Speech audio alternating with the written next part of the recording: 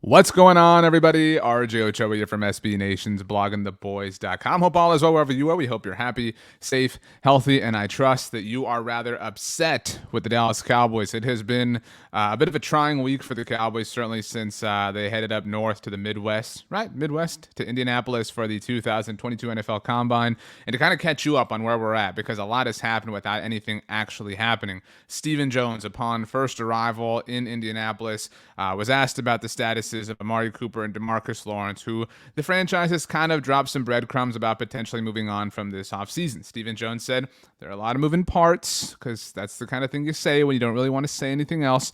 And then as the weekend started to arrive, reports of Amari Cooper's imminent departure, perhaps inevitable departure, started to trickle out. The Cowboys, it seems, are on the verge of releasing their wide receiver one. And on Sunday night, a report from the Dallas Morning News emerged that the Cowboys asked their top pass rusher, DeMarcus Lawrence, to take a pay cut. DeMarcus Lawrence, because he, is a person, said no thanks, because nobody would say yes to a pay cut. So DeMarcus Lawrence now seemingly on the verge of getting cut from the Dallas Cowboys as well, which means the Dallas Cowboys, a team who won 12 games last year, lost in their first playoff game, continue to add to the mediocrity that the franchise has been since trying to win another Super Bowl starting in 1996. Now, not everything has been bad when it comes to the Cowboys. I think that's a common misconception, but when you have been this bad for this long, it's all fair game. The memes are what they are.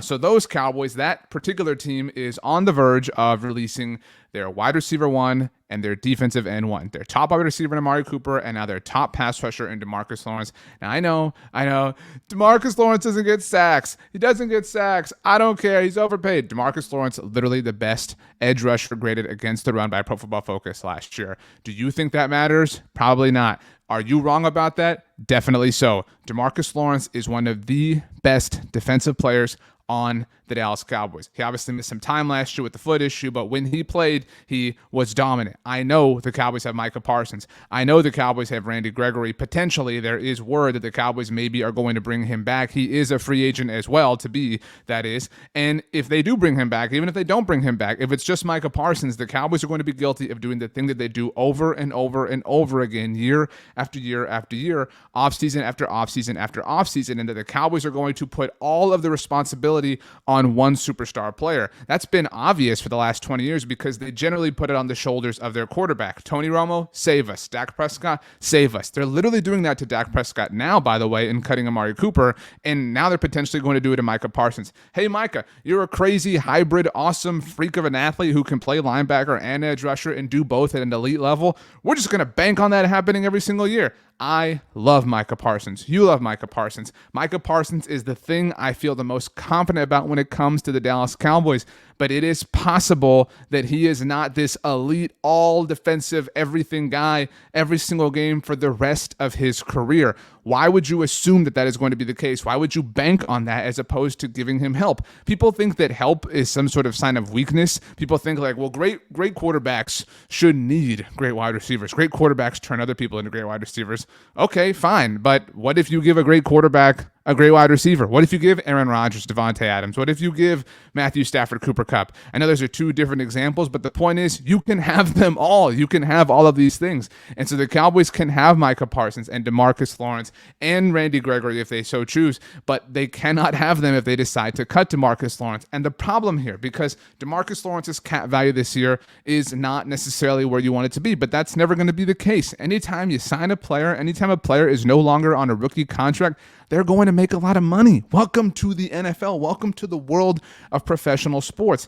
And this is something that the Dallas Cowboys somehow, despite the fact that they do this for a living, do not understand. Now, you will recall that DeMarcus Lawrence signed the contract that he is currently on with the Dallas Cowboys back in 2019. That came off of DeMarcus Lawrence playing the 2018 season on the franchise tag. Why did DeMarcus Lawrence have to play the 2018 season on the franchise tag? Because the Cowboys, when they tried to negotiate a long-term deal with Lawrence in 2018, now 4 years ago, lowballed him. Didn't know how to do this. They could have actually come in with a nice offer in 2017, 5 years ago, before his rookie contract ended. They could have paid a little bit more then, and he would be on the books for much cheaper now. And that's the problem here. Everybody gets so caught up in this, like, well, I don't want to give, X million per year, this, that, whatever. Whenever you pay a free agent any free agent, with the unicorn exceptions of the Aaron Donalds of the world, the moment you pay them, they are significantly overpaid. It's the old adage of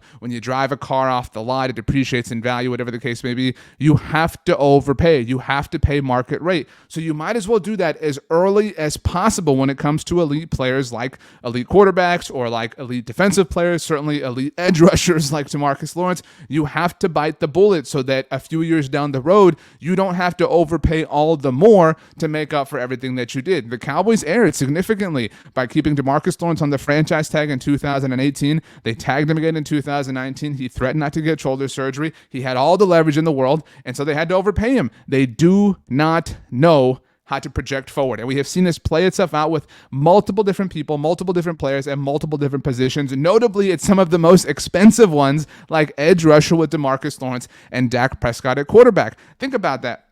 Your money positions in the NFL: quarterback, left tackle, edge rusher, cornerback, right? The Cowboys let their best cornerback walk a few years ago in Byron Jones. Now they have Trayvon Diggs. We certainly hope he's going to be better as time goes on. Probably won't get as many interceptions, but hopefully he continues to develop. But their top edge rusher, who Jerry Jones called a war daddy, in DeMarcus Lawrence, they played the contractual negotiation dance with him. Stephen Jones did, and he lost. They got a great deal with Tyron Smith back in 2014, but that was 8 years ago, and they got really lucky that Tyron Smith was, amicable with them and willing to do something that helped the team out so much. They did the same thing with Dak Prescott that they did with DeMarcus Lawrence. They tagged him. They lowballed him. They could not understand how to project forward, how to read the room, how to read the market, and pay him over market value in the present moment so that in the future, you're grateful that you did. They had Dak Prescott play on the tag in 2020. He obviously got hurt. And then in 2021, a year ago, if you'll recall, they tagged him again. They did tag Dak Prescott for a second time the way they did DeMarcus Lawrence. But just like DeMarcus Lawrence, they got a long-term deal done before the deadline in the summer, but still, they had to overpay. And when I say things like Dak Prescott's overpaid, that's not me saying that he isn't worth his contract. Dak Prescott is awesome. He's totally worth his contract. But you could have had him for much cheaper, Stephen Jones. You could have had him on the books for much less. You could have done this 3 years ago, and the hit from this would not feel as large as it does. But because you didn't with multiple people like Dak Prescott, like DeMarcus Lawrence, you're now in this spot where you feel like, man, we got to release Amari Cooper. We got to move on from him because there's only so much pie to go around. If you do not know how to do this, you're going to keep doing this over and over and over again, year after year after year after year. And the Cowboys think that their bluffs are somehow going to make these players blink, and they don't. When they give players deadlines, the players say, okay, cool, let's go to the deadline. If you don't have me, you're going to lose. And every time a player has taken the Cowboys to that deadline, to the proverbial 11th hour, they have won. Dak Prescott and DeMarcus Lawrence both won coming off the franchise tag. Zeke Elliott imposed his own deadline by holding out. I mean, the Cowboys suck at this, and that sucks for us because if they had an ability to really think and understand things about the salary cap and the way all of this works, they would not be stuck in this position where they have to rob Peter to pay Paul. They have to release Amari Cooper and release DeMarcus Lawrence to create all this salary cap space so that they can pay guys like Michael Gallup and Dalton Schultz and Randy Gregory. And by the way, the Cowboys, who have all of these leaks coming out, are trying right now to actively, at the same time in parallel, pay players that are supposed to ultimately, be what they have instead of Amari Cooper and DeMarcus Lawrence, right? Like the whole reason behind signing Michael Gallup and signing Dalton Schultz is to replace the production in the passing game that Amari Cooper's void is going to leave. Same with Randy Gregory. If they sign him, it's to help alleviate the loss of DeMarcus Lawrence. So if you or I, if we're a team right now here and we represent any of Michael Gallup, Dalton Schultz, or Randy Gregory, are we not using that as total and complete leverage? Are we not, let's just say we represent Randy Gregory, saying, well, you're about to cut DeMarcus Lawrence. The whole world knows that, so you better pony up and pay me big time because you need me. You need my client. You need Randy Gregory because you are cutting DeMarcus Lawrence because you don't understand how any of this works. And it snowballs and it snowballs and it snowballs. And the same thing is now literally happening. It's ironic with Gallup, Schultz, and Gregory. All three of those players were eligible for contract extensions a year ago. If the Cowboys truly had some grandmaster plan like the mega fans believe they do, a lot of people are sitting here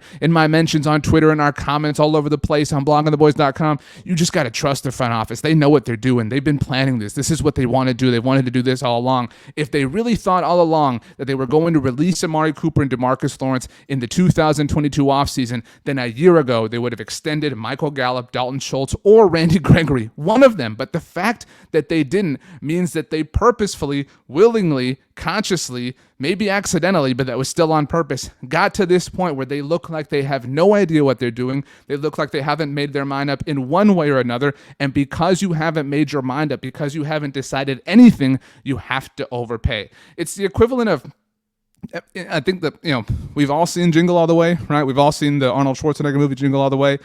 If you haven't seen it, it's a Christmas movie. He's on the hunt for a Turbo Man action figure that his son wants. It's a thing his son wants more than anything for Christmas. It's Christmas Eve, like the plot of every Christmas movie. And he's going around, he's looking for any store. He's willing to pay more than what the action figure is going for as far as retail price. He's got to pay whatever it takes because he has to get one or his son is going to be pissed that he didn't get one for Christmas.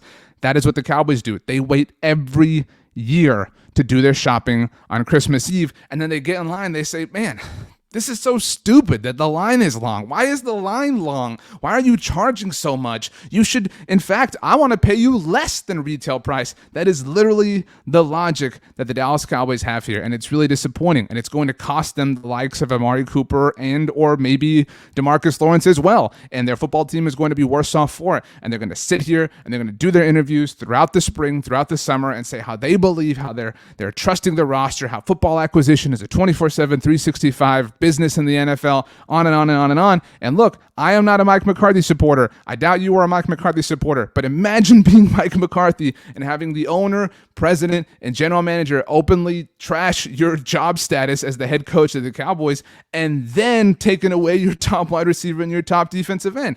It's just a difficult environment to thrive in. It's a difficult environment to have success in. So in that sense, I feel for Mike McCarthy, and I worry that the Cowboys are headed down a path that is, difficult to recover from. So it seems like Amari Cooper and DeMarcus Lawrence's days in Dallas are numbered, and that really sucks. But whatever happens, good or bad, or somehow in between, we will have you covered here on the Blogging the Boys YouTube channel at bloggingtheboys.com and the Blogging the Boys podcast network. My name is RJ Ochoa. You, of course, know me from throughout the Blogging the Boys universe. If you have any comments, questions, concerns, or you just want to vent, you can always hit me up on Twitter or Instagram at RJ Ochoa. My DMs are open. You can leave a comment here. We certainly encourage that. If you can, please do subscribe to the Blogging the Boys YouTube channel. We have some fun stuff in store for you throughout the offseason, including some more live shows. We'll have a roundtable on Tuesday, and we'll, of course, have some coverage throughout the NFL draft, some live shows as well, like we did last year. We're really looking forward to it, despite the fact that this team likes to break our hearts over and over and over again. Thanks so much for joining us, everybody. We'll see you next time.